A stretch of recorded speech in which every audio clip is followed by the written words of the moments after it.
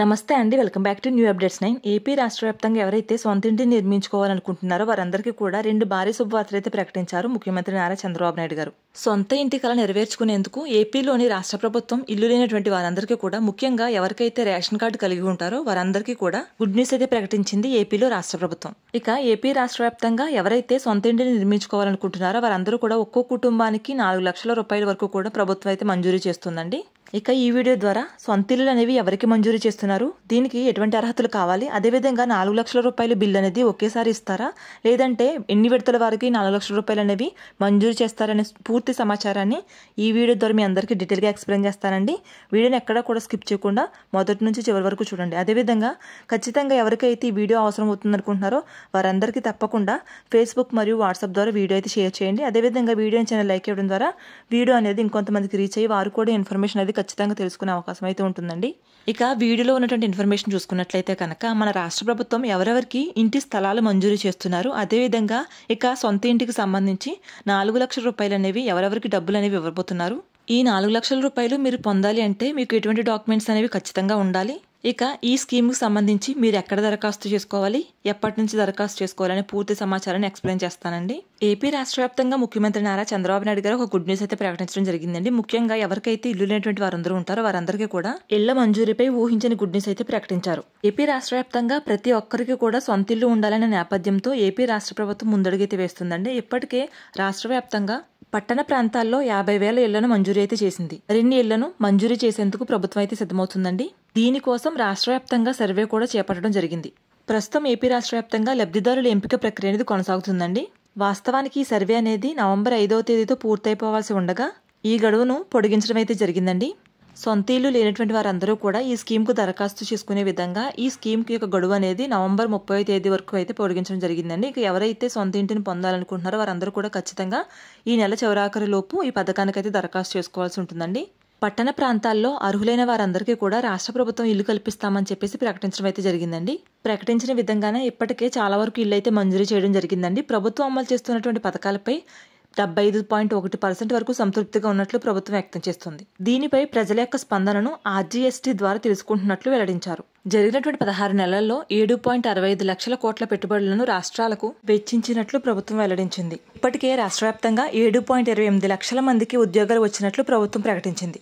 ఇక సొంత ఇంటికి సంబంధించిన ఇన్ఫర్మేషన్ చూసుకున్నట్లయితే కనుక ఎవరికైతే ఇప్పటికే సొంత భూమి కలిగి ఉండి సొంత ఇల్లుని నిర్మించుకోవాలనుకుంటున్నారో వారందరూ కూడా మీకు దగ్గరలో ఉన్నటువంటి సచివాలయంలో అయితే దరఖాస్తు చేసుకోవచ్చండి.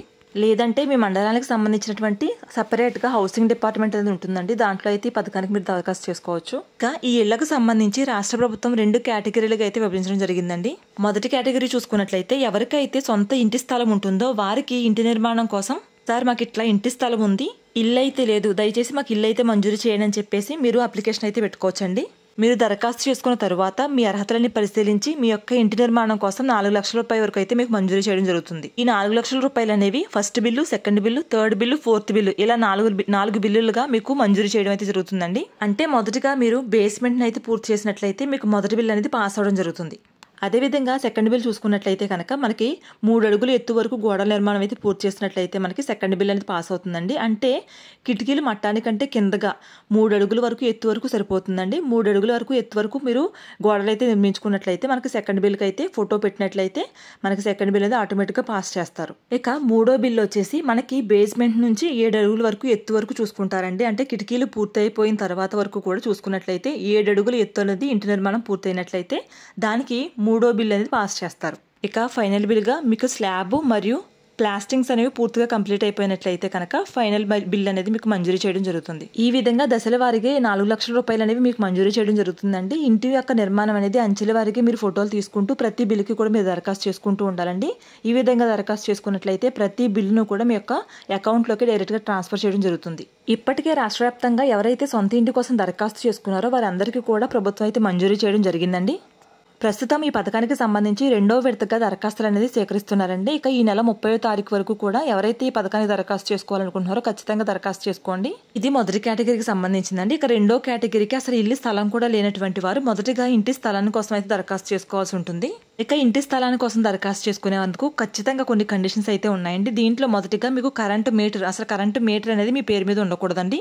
కరెంటు మీటర్ ఉంది అంటే ఖచ్చితంగా ఇల్లు ఉందని లెక్క కాబట్టి ఖచ్చితంగా కరెంటు మీటర్ అనేది ఉండకూడదు. ఈ విధంగా ఉన్నవారికి మాత్రమే మన రాష్ట్ర ప్రభుత్వం ఇంటి స్థలం అనేది పట్టణ ప్రాంతాల్లో అయితే 2 సెంట్లు, పట్టణ ప్రాంతాల్లో అయితే 3 సెంట్లు.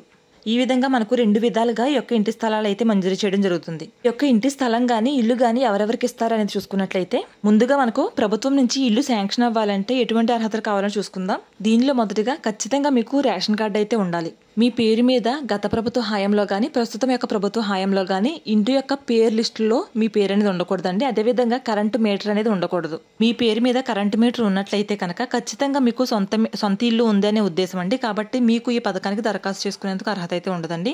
అదేవిధంగా మీరు సొంత ఇంటిని పొందాలి అంటే ఖచ్చితంగా ఇంటి స్థలం అనేది మీ పేరు మీదే ఉండాలండి. ఇంటి స్థలం మీ పేరు మీద రిజిస్టర్ అయితేనే మాత్రమే ఈ యొక్క సొంత ఇల్లు అనేది మీకు మంజూరీ చేయడం జరుగుతుంది. మీ పేరు మీద అంటే మీ కుటుంబ సభ్యుల్లో రేషన్ కార్డులో మీరు ఎంతమంది ఉంటారో అంతమంది పేరు మీద కూడా మళ్ళీ సెపరేట్గా ఇల్లు అయితే రాదండి.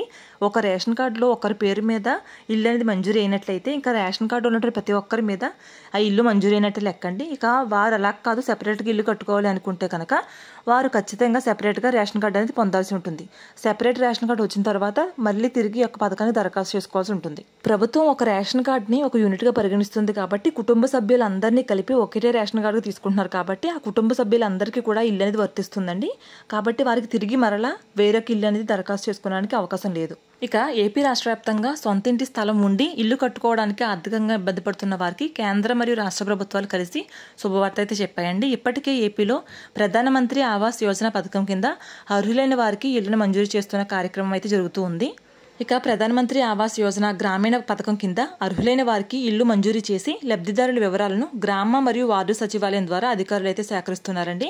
ఎవరైతే సొంత ఇంటి స్థలం ఉండి ఇల్లు కట్టుకోవడానికి ఆర్థికంగా ఇబ్బంది పడుతూ ఉన్నారో అటువంటి వారికి కేంద్ర మరియు రాష్ట్ర ప్రభుత్వాలు సంయుక్తంగా అందిస్తున్నటువంటి ప్రధానమంత్రి ఆవాస్ యోజన 2.0 కింద 2.5 లక్షల రూపాయలు అయితే పొందవచ్చండి. ప్రస్తుతం దీనికోసం అర్హులైనటువంటి లబ్ధిదారుల నుండి దరఖాస్తుల స్వీకరిస్తున్నారండి. దరఖాస్తుల స్వీకరణకు నవంబర్ 5 నుండి నవంబర్ 30 వరకు కూడా గడువు అయితే పొడిగించడం జరిగిందండి. ఏపీలోని ఇల్లు లేని నిరుపేదలకు శుభవార్త అయితే చెప్పారు ముఖ్యమంత్రి నారా చంద్రబాబు నాయుడు గారు. కొత్తగా అందుబాటులోకి వచ్చినటువంటి PMAY గ్రామీణ 2.0 యాప్ ద్వారా దరఖాస్తుల ప్రక్రియ సులభతరం చేశారు. దరఖాస్తులు చేసుకోవడానికి ఆధార్ మరియు రేషన్ కార్డులు, ఇంటి పట్ట, బ్యాంకు ఖాతా వివరాలు ఉంటే సరిపోతాయండి. ఇతర వివరాలకు సంబంధించి పత్రాలు కూడా మీకు ఎప్పుడైతే దరఖాస్తు చేసుకుంటారో అప్పుడు గ్రామ మరియు వార్డు సచివాలయంలో ఉద్యోగులు అయితే చెప్పడం జరుగుతుంది. ఇక ఈ పథకానికి మీరు సచివాలయానికి అయితే వెళ్ళి దరఖాస్తు చేసుకోవాల్సి ఉంటుందండి. మీరు దరఖాస్తు చేసుకున్న తరువాత అధికారులు స్థలాన్ని పరిశీలించడం జరుగుతుందండి. దాని ఫోటోలను యాప్లో నమోదైతే చేస్తారు. అర్హత ఉన్నట్లయితే పథకాన్ని వర్తింపజేస్తారు. ఇల్లు పునాది దశలో ఉంటే ఈ పథకం కింద ఆర్థిక సహాయం లభిస్తుంది. ఇంటి నిర్మాణం సమయంలో 90 రోజుల పాటు కూలీలకు వేతనం కూడా ప్రభుత్వం అయితే ఇస్తుందండి. ఇంటి నిర్మాణంలో వివిధ దశలు పూర్తయినప్పుడు దశల వారీగా నిధులను అయితే విడుదల చేయడం జరుగుతుంది. ఇది లబ్ధిదారులకు ఆర్థిక భారాన్ని తగ్గిస్తుందని ప్రభుత్వం అంచనా వేస్తుంది. లబ్ధిదారుల ఎంపిక ప్రక్రియలో భాగంగా పారదర్శకత కోసం మొబైల్ యాప్ను ఉపయోగిస్తారు. నిర్మాణ పనులను జియో ట్యాగింగ్ ద్వారా పర్యవేక్షించి ఎప్పటికప్పుడు బిల్లును చెల్లిస్తారు. మొత్తం ఇంటి నిర్మాణానికి 2,50,000 రూపాయల వరకు కూడా యూనిట్ విలువలతో కేంద్ర ప్రభుత్వం నుండి 1,50,000 రూపాయలు చెల్లించగా రాష్ట్ర ప్రభుత్వం నుంచి ₹1,00,000 అయితే అందిస్తారండి. ఇక రాష్ట్ర వ్యాప్తంగా ఎవరైతే ఇల్లు లేని వారు ఉంటారో వారందరూ కూడా ఇల్లు కట్టుకోవాలంటే ఇదే బెస్ట్ స్కీమ్ అండి. ఈ నిధుల విడుదలను పునాది లెవెల్కు, లింటల్ లెవెల్కు, స్లాబ్ లెవెల్కు నిర్మాణం తరువాత వివిధ నిర్మాణ దశల్లో ఆధారంగా అయితే ఇస్తారండి.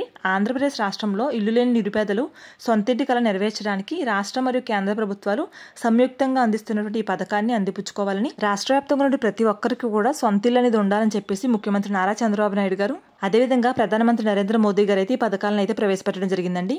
కాబట్టి రాష్ట్ర వ్యాప్తంగా ఎవరైతే సొంత ఇంటిని నిర్మించుకోవాలనుకుంటున్నారో వారందరూ కూడా నవంబర్ 30వ తేదీలోపు ఈ పథకానికి దరఖాస్తు చేసుకోవాలని ప్రభుత్వం అయితే వెల్లడించడం జరిగింది. ప్రభుత్వం అమలు చేస్తున్నటువంటి సంక్షేమ పథకాల యొక్క పూర్తి సమాచారాన్ని ఎప్పటికప్పుడు మన ఛానల్ ద్వారా మీ అందరికీ అందిస్తూ ఉంటాను. దీనికోసం మన ఛానల్ తప్పకుండా సబ్స్క్రైబ్ చేసుకోండి. వీడియోని లైక్ చేసి మీ ఫ్రెండ్స్ అండ్ ఫ్యామిలీకి షేర్ చేయండి. Thanks for watching.